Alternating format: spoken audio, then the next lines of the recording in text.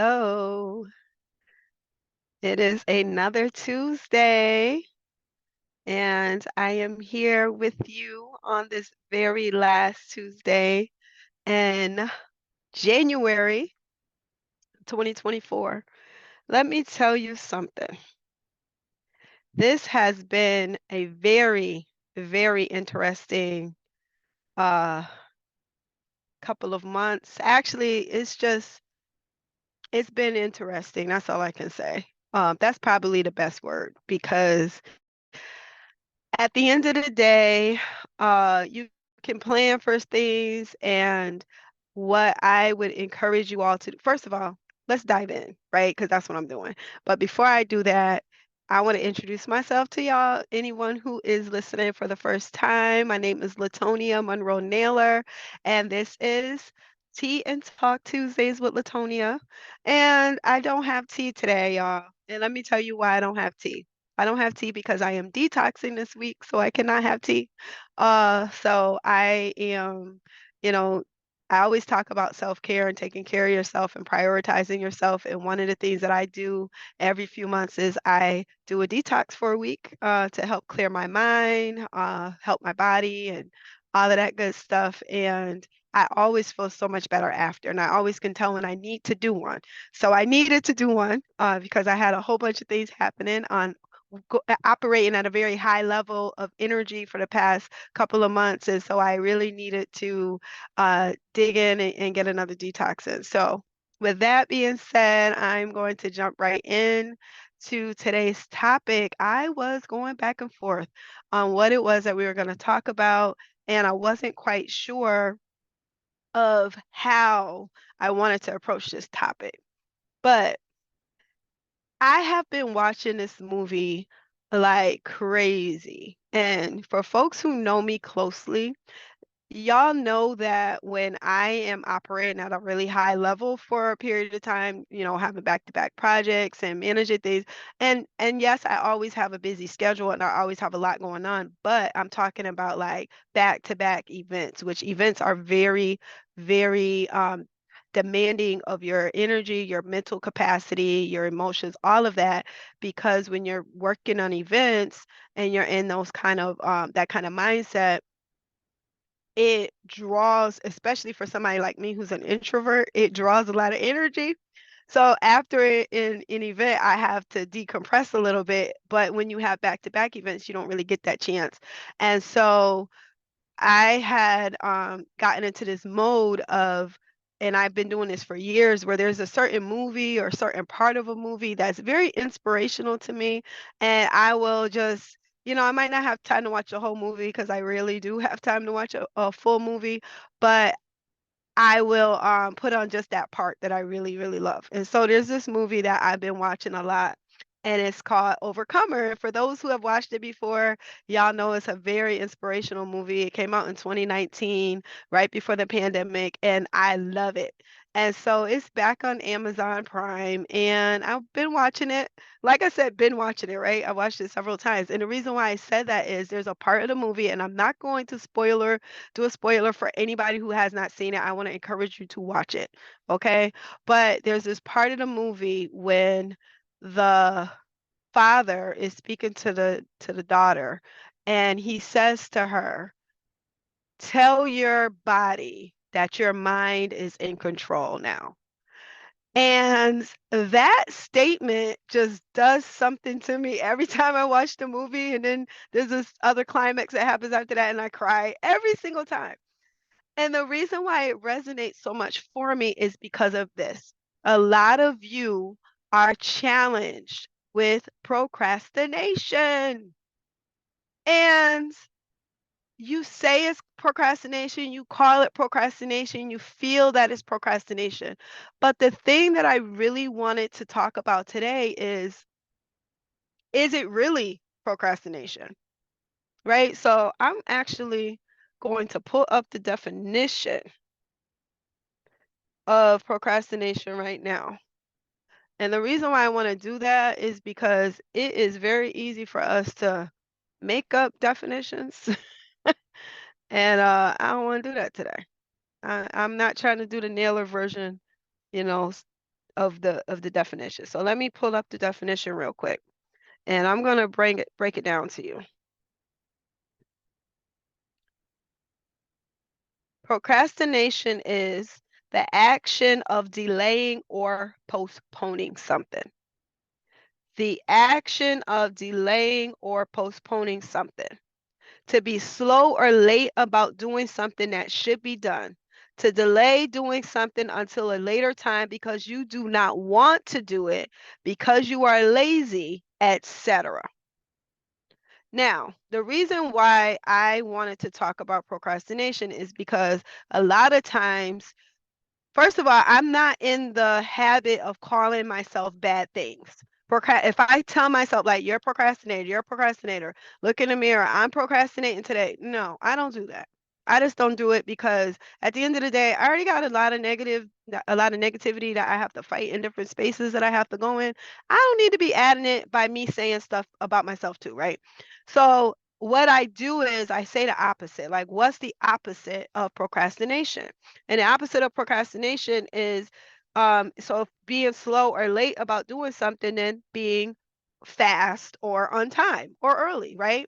So working to do things in advance. And so last week we talked about preparation and the importance of preparation. This week we're talking about procrastination. And the reason why we're talking about procrastination is this. I was looking at a study the other day, and the study actually said that procrastination may actually not be an intentional thing, but could actually be a side effect of mental or emotional distress or not being healthy in that area, right? And what that means is, sorry, my light tried to fall. What that means is that there may be it may be that you're not necessarily a procrastinator because if something that's in your power, it could actually be something that's not necessarily in your power because maybe there's a condition, ailment, um, something that you're dealing with, grief, all kinds of things could cause and bring about procrastination. Now, the reason why this is important for you to know is that if you keep calling procrastination or calling things procrastination when it's actually grief or actually exhaustion or actually you're not well physically or you're going through something emotionally or spiritually. If you don't address the real root of it, then you're going to take in these different books, you're going to take on these different tactics, you're going to follow these different people online, and they're going to tell you how to deal with procrastination, and you're never going to get the results because that is not your problem. So let me be clear. Just because you are procrastinating doesn't mean that you are having an issue with procrastination. Does that make sense? So what I mean by that is let's get to the root of it. Let's find out what is causing you to be late. What is causing you to be slow in this? Is it a part of the process that you are having a difficult time with understanding? Maybe you don't understand the full process of what it is that you need to do.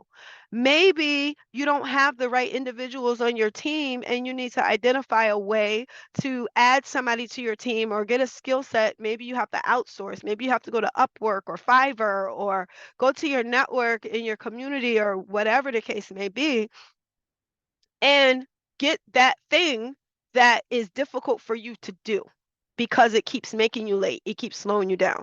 Because what happens is if you are continually being slowed down, then you can get to a place where you get weary enough where you're like, forget about it. I don't want to do this. I can't. I'm done. I'm over it. I can never get it done. Can't accomplish it. Let me find something else to do.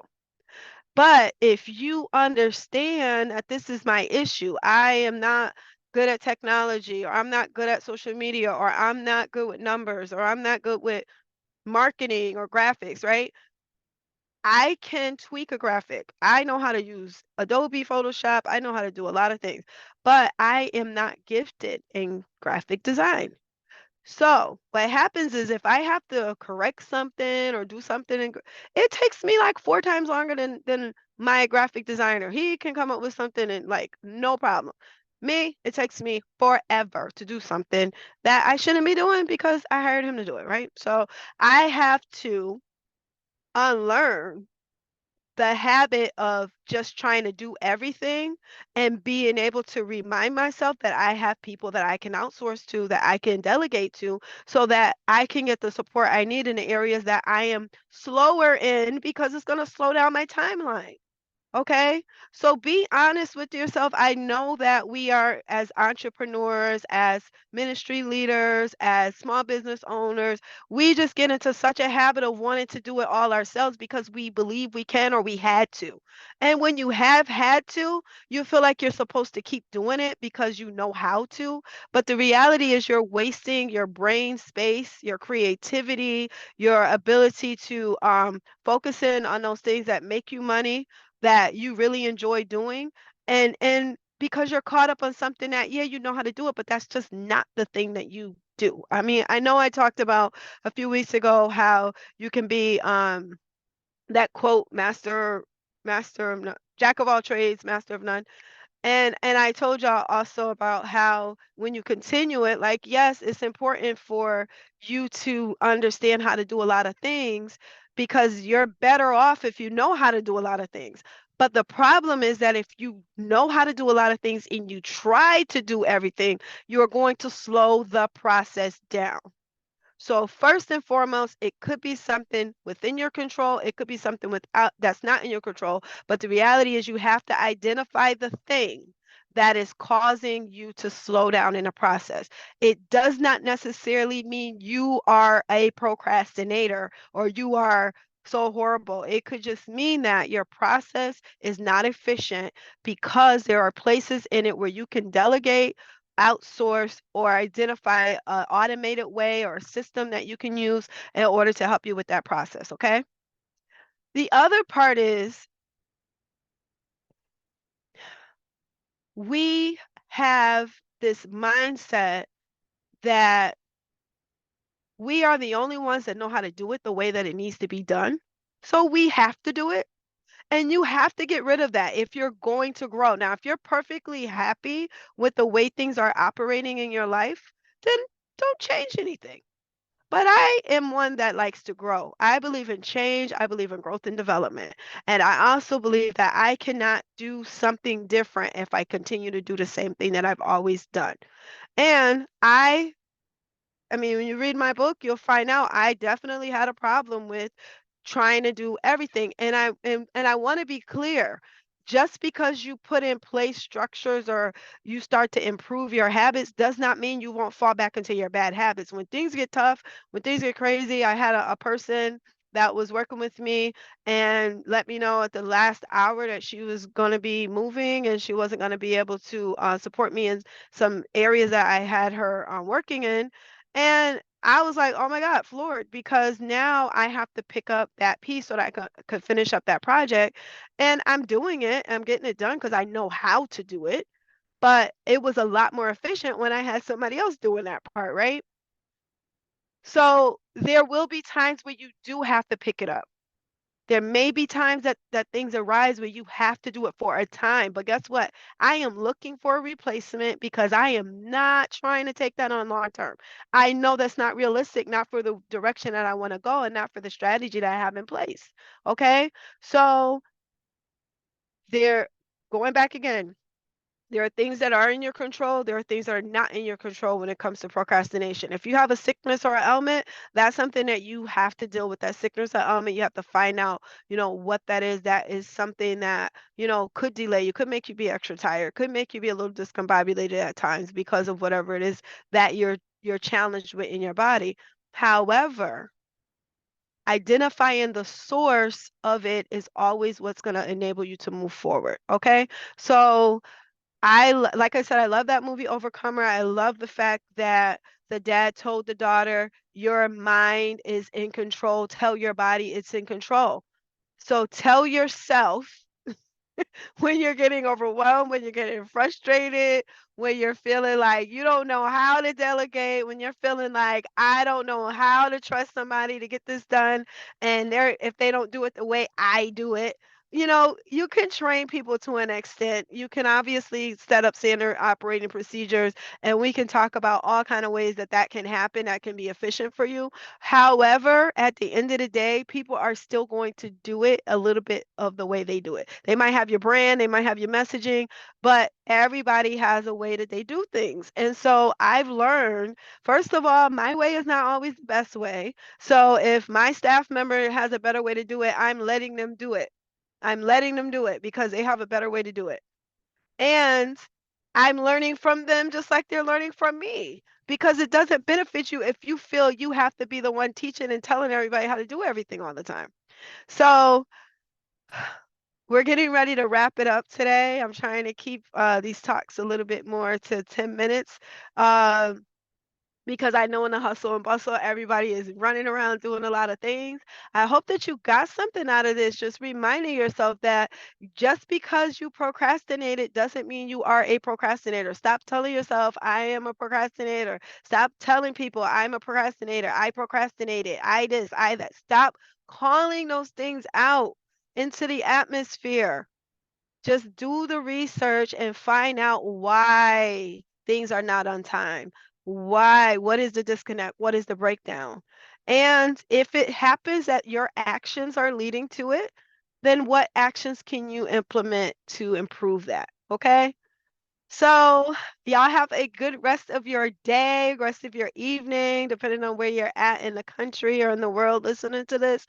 And I absolutely want to remind you all to please take a look at missionrichandprofitpower.com or Amazon. And if you already have the book, I've been receiving so many great reviews. Please go on Amazon and post your review. We do have an incentive for folks if you post a review and you screenshot and let me know that you've done it, because I won't ever know on Amazon if you did it because they keep it confidential unless you share your information in a review, which I don't recommend that you do that.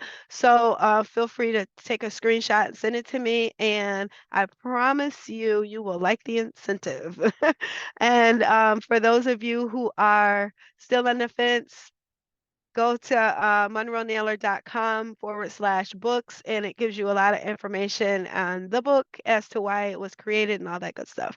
And so be looking forward to seeing some of y'all in the next week. We're going to be having an orientation for Mission Rich Academy that will be starting in February. Some of you have been waiting since December to get an invitation. I promise you the invitations are going out in the next day or so. So those of you who wanted to be invited will be invited, and then you will also see it posted on social media and whatnot, because I want you all to come. All right, so there will be an orientation or info session so that folks can learn more about it, and hopefully we'll be all working together in the near future. So y'all have a great, great, great Tuesday and rest of the week, y'all. All right, see ya.